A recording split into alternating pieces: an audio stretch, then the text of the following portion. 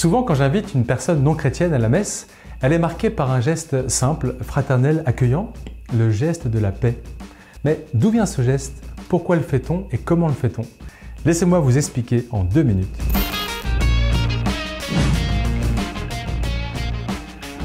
Ce geste de paix semble très ancien et très naturel d'ailleurs.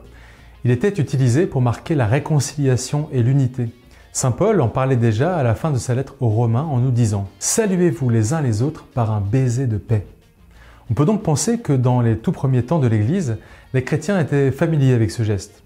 L'idée de l'introduire dans la messe, notamment avant la communion, vient de ces paroles de Jésus, rapportées par l'Évangile selon saint Matthieu. « Lorsque tu vas présenter ton offrande à l'autel, si là tu te souviens que ton frère a quelque chose contre toi, laisse ton offrande là devant l'autel.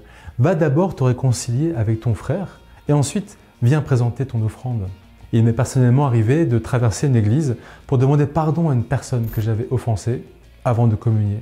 Mais bon, en général, nous n'avons pas nécessairement besoin de nous réconcilier avec nos voisins de banc d'église, et d'ailleurs la plupart du temps, nous ne les connaissons même pas. Alors, pourquoi faisons-nous ce geste si souvent? Nous faisons ce geste après la consécration. Le pain et le vin sont devenus le corps et le sang du Christ. Jésus est réellement et sacramentellement présent.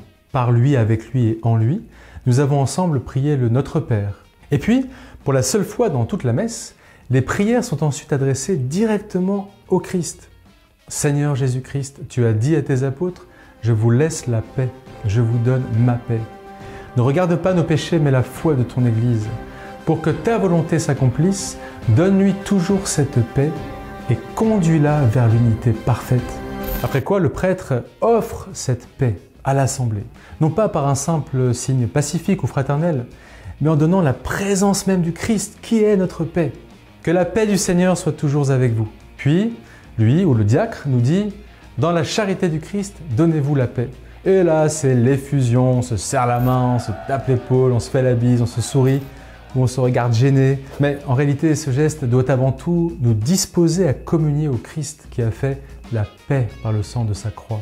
C'est surtout un geste intense, au cœur de la liturgie eucharistique, juste avant de communier.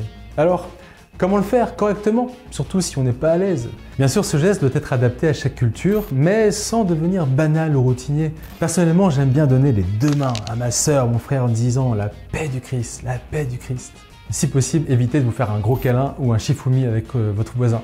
Attention cependant, même si nous avons l'habitude de le vivre et de le voir, ce geste est facultatif. Il arrive que le recueillement prime. Enfin, ce geste peut nous inspirer.